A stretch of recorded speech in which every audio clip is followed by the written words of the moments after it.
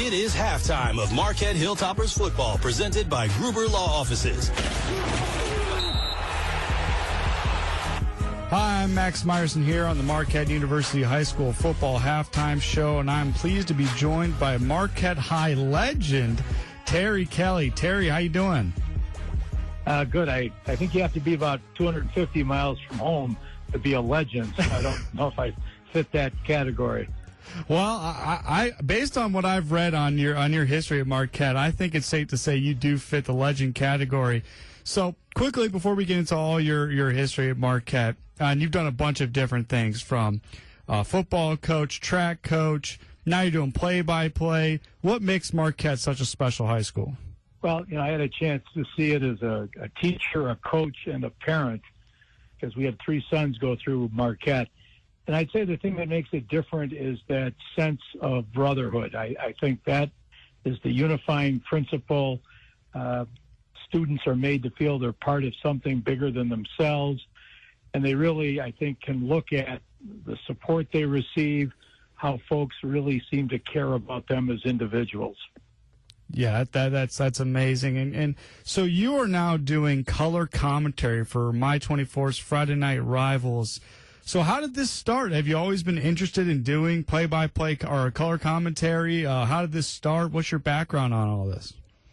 Well, I really didn't think about it much when Dick Basham retired from coaching at Marquette in 2009. I also retired, and he was then asked to go on Channel 24 and be the color commentator.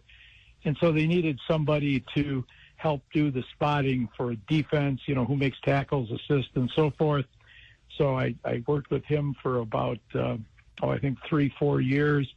And at a certain point, Dick said, well, I want to move on and do something else. And I thought, well, I'll do that too. And then the folks at the station said, well, why don't you do it? And I said, geez, TV, my face, not a match, not sure. But they assured me that they'd keep FaceTime to a minimum. So, it's something I enjoy doing. It's a tremendous way to stay connected to the game.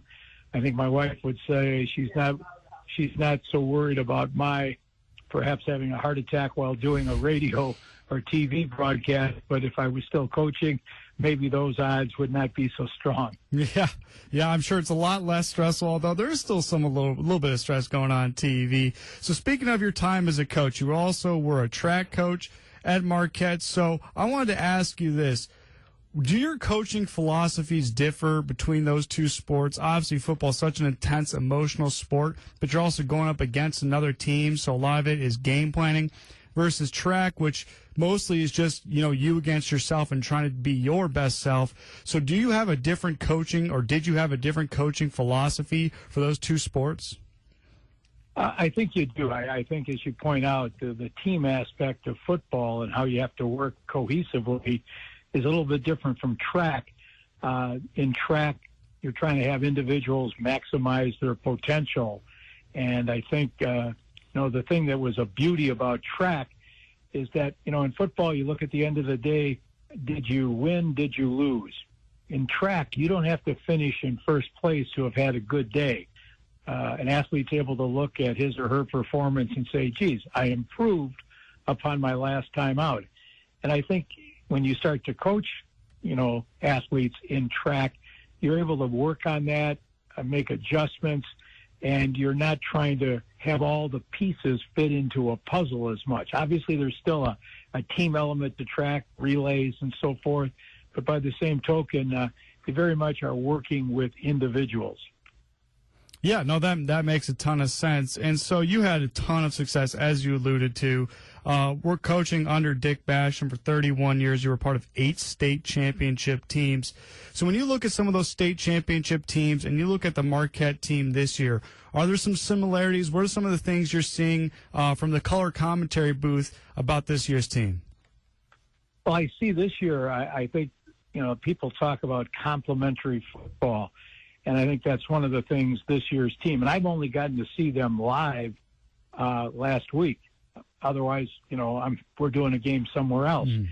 But I think the balance that they've had between the run and the pass game, what they've tried to do with their defense, obviously they graduated a ton of outstanding players.